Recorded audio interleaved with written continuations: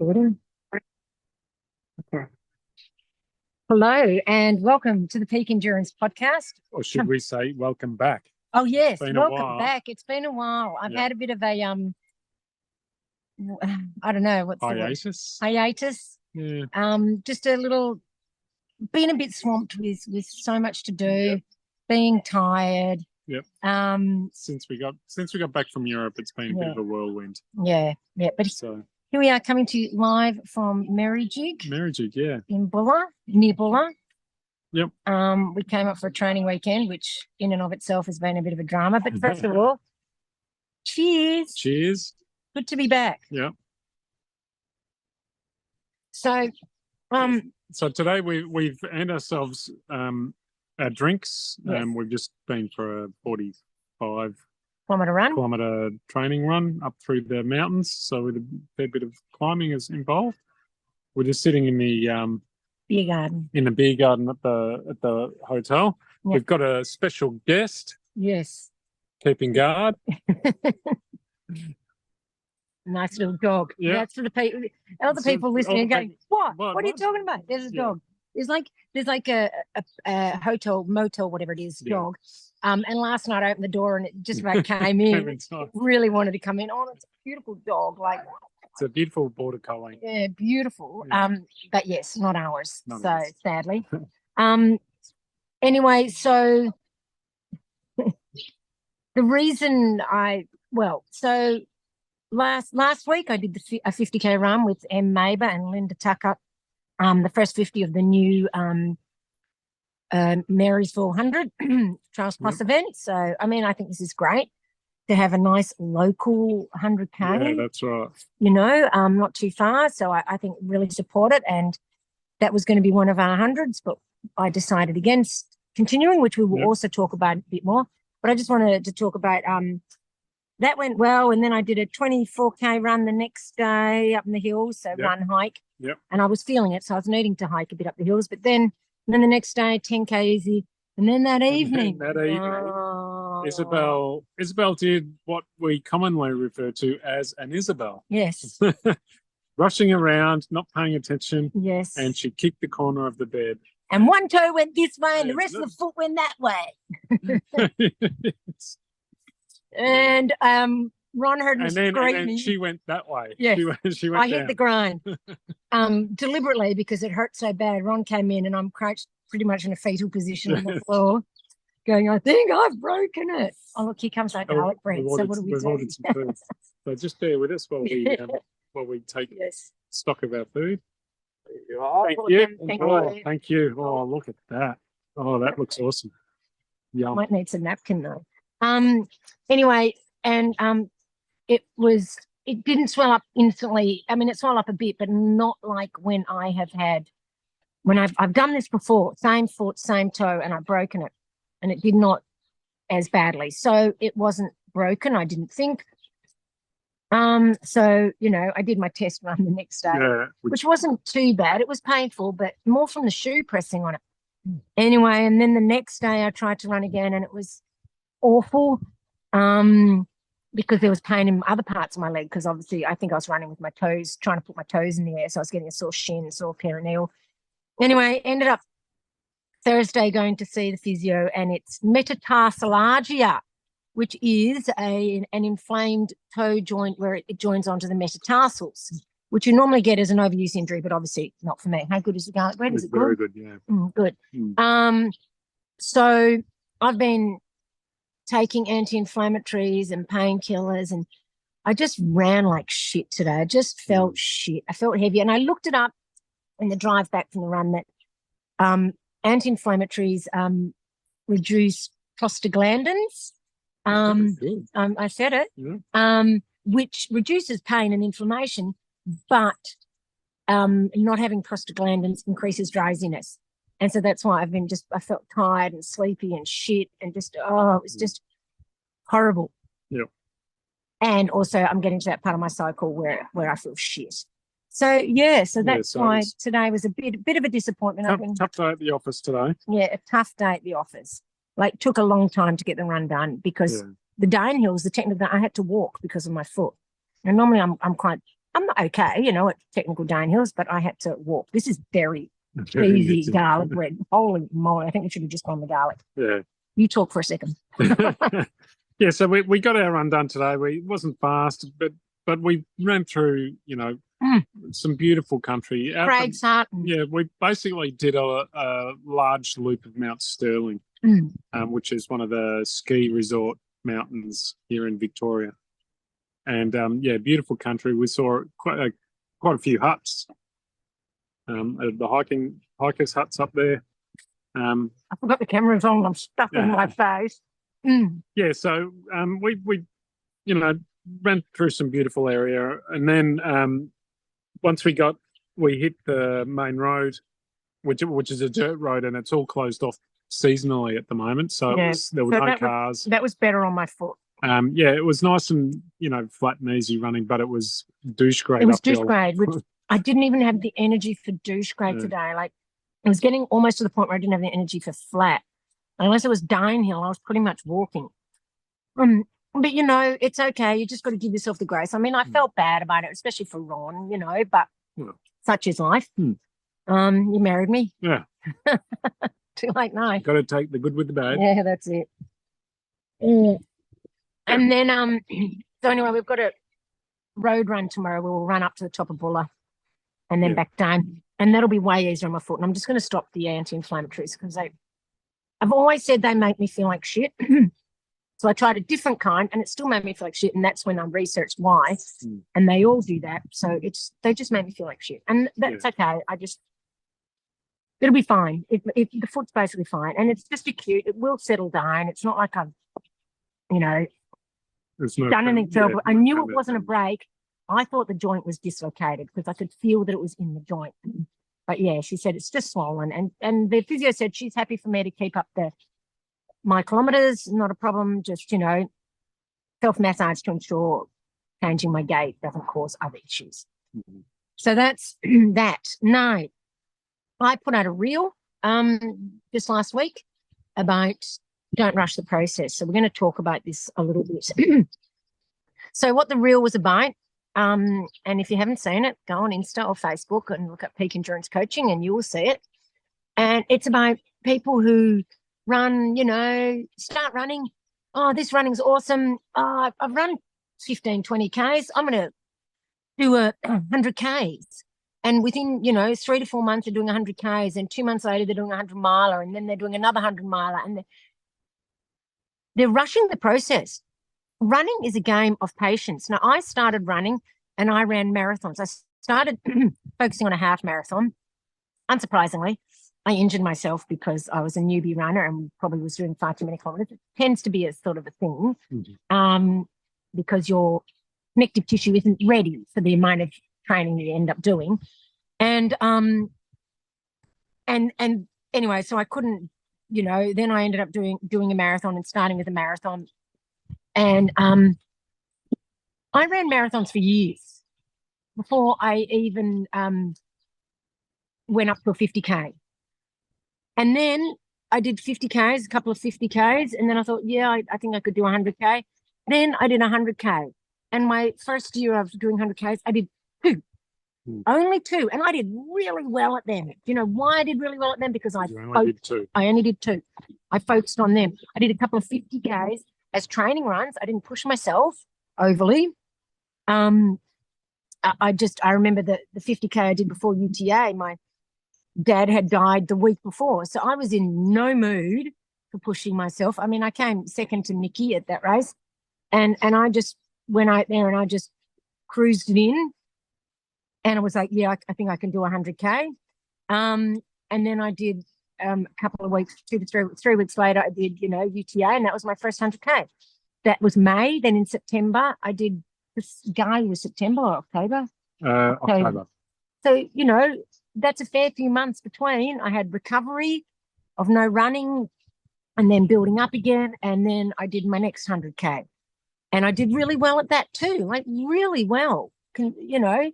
And that's because you've got to have the courage to focus on a race and say, I'm going to give it my all. Not having all these million races as your escape course. Oh, well, I didn't do well at this one, but that's okay. I've got another one in 4 weeks. And what was the thing that you said to me with my 100Ks? I'm wanting another bite of garlic. Oh, every What race becomes a B race because Yeah. you're just trying to get through them. You're not running at your best. You're just kind of running to get it done. And I think you can't perform well No. under those circumstances. And I think for me, a little bit of it was I'm slow now because I'm older and my body's, worn out from running. And it was kind of an excuse for me to be able to run slow and go, oh, well, I've been doing 100Ks a month. It's not because I'm old. It's because, you know what I mean? Yeah, and yeah. it gave me an excuse. Mhm. Did you feel, that's what I thought you said to me as well, huh? Well, no, not. I didn't tell you that's because you're old. No. Just give us an excuse. No, but It does become an excuse because absolutely. you're not performing at your best, so you need an excuse. Oh, it was definitely an excuse. Oh, I'll just, take it easy. But it was not fun. And it's not fun just groveling it in. Yeah. It's not fun. Yeah. So refresh, get yourself ready. For the next, sorry, you got to talk. So you need to make sure that you've put the training in and, running 100K, running 100K. It's not putting training in, it's putting the focus in. Yeah, that's what I mean. I mean, the focus training. Yes. Yeah. Running 100Ks a month before is not a focus training. No. That's just an excuse generator. Oh, well, that's why I didn't. Oh, well, I've always got the next one. And bloody hell, just like I said in my reel, have the guts, because it takes guts to just focus on a race and put it all out there. Yeah, this is my A race. Yeah. I'm reading a book at the moment. There is no, God damn, don't you hate it when I can't even check my phone. There is no B plan for your A game. Okay? So don't have a plan B. There is no plan B to your A game. That's it. There is no plan B to your A game. So if it's your A game, you don't have I'll just do this and just finishing is good enough. It's not. Knowing that you've done your best is good enough. If just finishing is your best, then it's fine. But if you're just shuffling it in. We're not talking about, win or nothing. No, I'm not talking about that. Doing your best. Best. Whatever that happens to be. And I knew that ultimately in those 100Ks, I was not doing my best. I was doing shit because it was just hard and I just wasn't recovering. And I felt like I was promoting the idea of doing heaps of races because people would say to me, oh, you're so inspiring. And I thought, what am I inspiring them for? To over race? Yeah. So that was part of the reason why. One of them, there were many reasons why I stopped, but that was one of the reasons because it was bothering me that I was perpetuating this myth that ultra runners should be racing constantly. And I'm so not into that. I've never been. I've always been 2 A races for the year. And that's it. Yep. With a few B and C races for fun and for training, to test different things, test food, test race plans, so on. Yeah. I mean, you've only ever did 2 races. Yeah, no. If I'm lucky, I'd only do 2 races a year. Well, you only did 200Ks. Before we started, met me. Yeah, before I met you, I'd done 200Ks. They were probably 5 years after maybe even more than 5 years after I started running. Yeah, there you go. So you built up. I did them 5 months apart. Which would be 2 a year. Yeah. And at the time that was enough for me anyway. So I didn't do another one.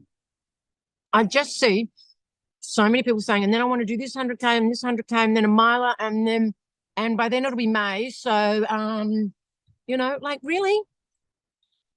You have got all the time in the world.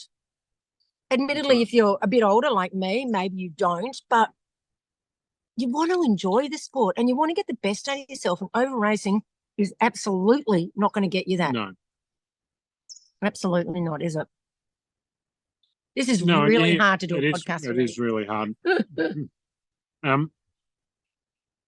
I've got this balsamic glaze. You see a lot of the runners, the elite runners who, they come in, they're doing really well, so they race at everything. Yeah. And then They die out. 4 years later, you don't hear of them because they've raced themselves to death, and they're so injured that they can't continue to run. Exactly. And it's not just injured, it's mentally. I always say there's only so many times you can go to the well before it actually starts messing with your head. Yeah.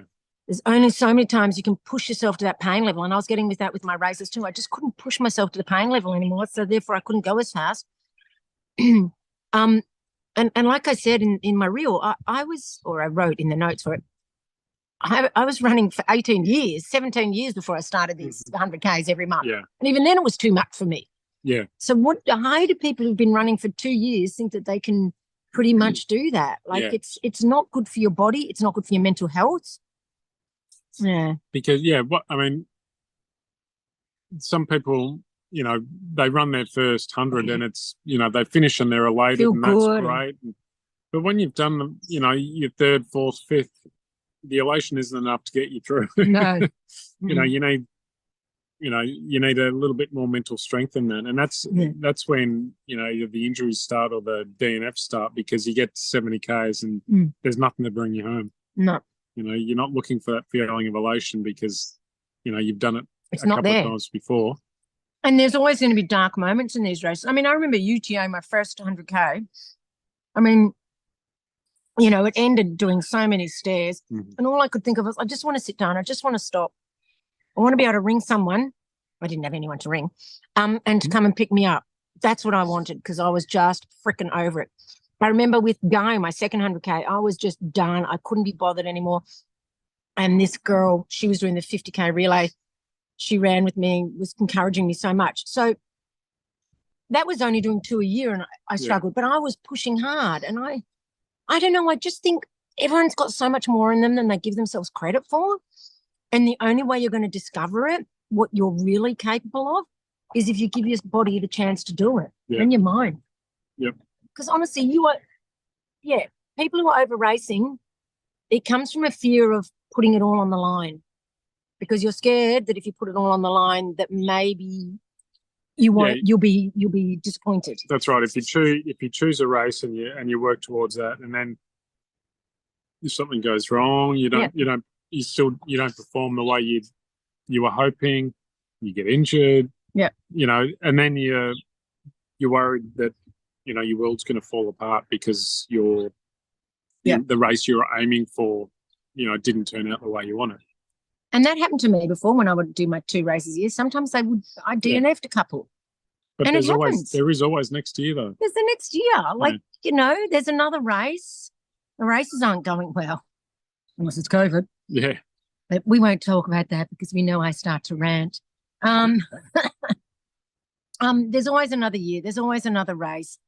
This is the kind of sport that you can do well into your dotage. Yeah. Like I plan to be, me, hopefully you too, running into our late 60s or early 70s, okay? Yeah. Maybe might not be really slow. Maybe not too many 100Ks by No, oh God, no, probably not.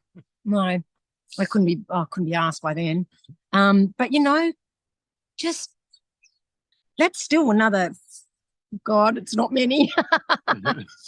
15 to 20 years. Yeah, no, it's not as far as we wish it was. Yeah, but you know what? It's been a ride. I've had some freaking awesome races, and I pushed myself, and it hurt physically and mentally, and it was tough. But by God, when I finished, I was so proud of myself because I gave it my all. I left all the excuses out there. There were I left everything out there. And sure, in these 100Ks, I left everything out there, but I didn't actually have much to give. So it wasn't much of an ask to leave everything. Yeah. I kind of had nothing to give.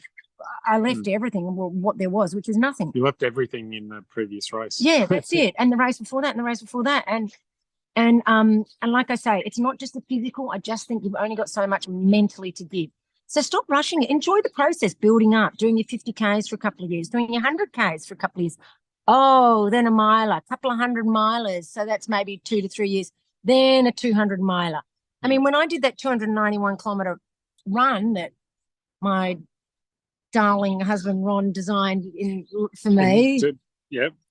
Tortured me. Yeah. I had been running how old was I? What year was that? That It was during the COVID years. I can't remember anything from the COVID years. I think that was 21. Yeah. So I had been running since 2006. Yeah. So that was 15 years of running before I went above 100 miler. Yeah. And I've been running since 2011, 2010. And I did my first 100 in 2018. So it took me, more than 5 years. Yeah, nearly eight years to do my first 100. And I just think you need enjoy the process, because once you're at 100, then what are you going to, it's just, there's so much to do. And I haven't gone over that either. I haven't done a mile. He refuses to. No, 100K seems to be enough for me. Yeah, that's fair enough. All right, so we've talked about that. Then the next thing we were going to talk about was trolls. Yeah. Another reel I put up was about the fact that I was embarrassed about my form. And I have to say, part of why my form also was particularly bad at the time was all the 100Ks. My body was like stiff and cramped and horrible. And but what was irregardless, sorry. We know irregardless isn't a word. What was the post about? The post was actually about, it was my birthday, and this is 53, and you ran up. I ran towards me. I was holding the phone. Yeah. Hi. Right. And and I was trying really hard to look not spazzy. Oh, sorry, is that bad to say? No. Not you uncle. Can't say that, yeah. Yeah, you can't say that, can you? No. But you know what I mean. Yeah. I don't mean it in a bad way. I mean, like, because I know I run a bit funky. And this person commented, "Oh my God," with a slapped hand emoji on their forehead, "I've got secondhand embarrassment from watching you run." And when we asked them to explain, and she was just like, "Yeah, it's the way you run looks so awkward and so awkward that I'm embarrassed about it." Yeah. And Ron got more upset about it. And then when I responded, she basically told me I was ugly and I was lucky to have Isabel. and then when I agreed with her, she shut up. Yeah. But secondhand embarrassment about watching me run. Thanks, love. And this is another thing. Don't let other people rain on your parade and put you off from running. And I challenge anyone to look beautiful and graceful all the time running. Have a look at your marathon photos, all your photos. You're gonna 80% of them are you looking useless and eyed here. And it's not running down your face. And like honestly, and if you've got nothing nice to say, like you said, say nothing at all. No one else wants to hear it. But I just want people to know that it doesn't matter what other people say about you. It's okay. Like, I know all the things I've accomplished with my running, and I've accomplished a lot, and other people maybe have not had the races successes that I have had. But even so, don't let people put you down. Yeah. Because your success, just doing any kind of running, quite frankly, I think is an accomplishment. For me, coming as a young person, I always was totally non-athletic, couldn't do any sport to save my life, was picked last for every single team known to man. And even then, they still didn't want me, even when they picked me last, right? So that's probably why I didn't get as upset, because I'm used to being, not, thought of as coordinated. But just know that you are, if you're doing any kind of running is a tough bloody sport. It's hard, mentally hard, physically hard. If you're even just getting out there and doing it, I salute you. I admire you. If you're looking glamorous, you're not doing it wrong. That's right. When was it the other week? We stopped and I'm like, oh, what's the thing? And you're like, just wipe all the snot off your face as well. I'm like, I turn around and she's got a snot line coming up her cheek. I'm such a beautiful lady when I run. Yeah. So just don't listen to people. There's people out there that'll take everyone down They've got to just just to their because. level, just Yeah, to their level. just because, and there's no reason for it.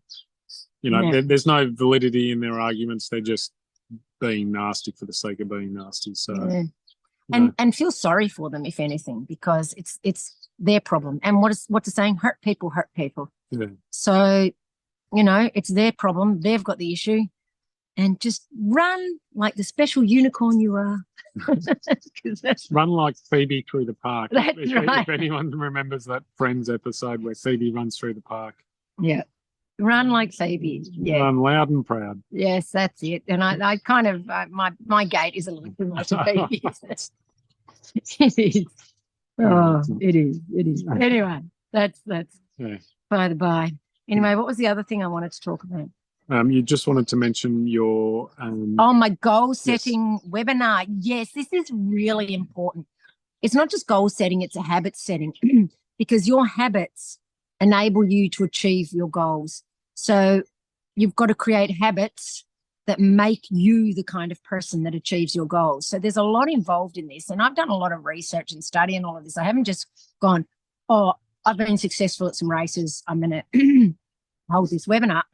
I've actually done a lot of reading, research, a lot of study to make sure that I'm giving you the best information possible. So Wednesday, the 15th of November, it's only $45, which is nothing for really a 90-minute to possibly 2-hour webinar with, you know, interactive because you're free to talk during it. You know, there'll be the chat that you can put questions up in and then we can talk about and we can stop anytime and talk about any of your questions.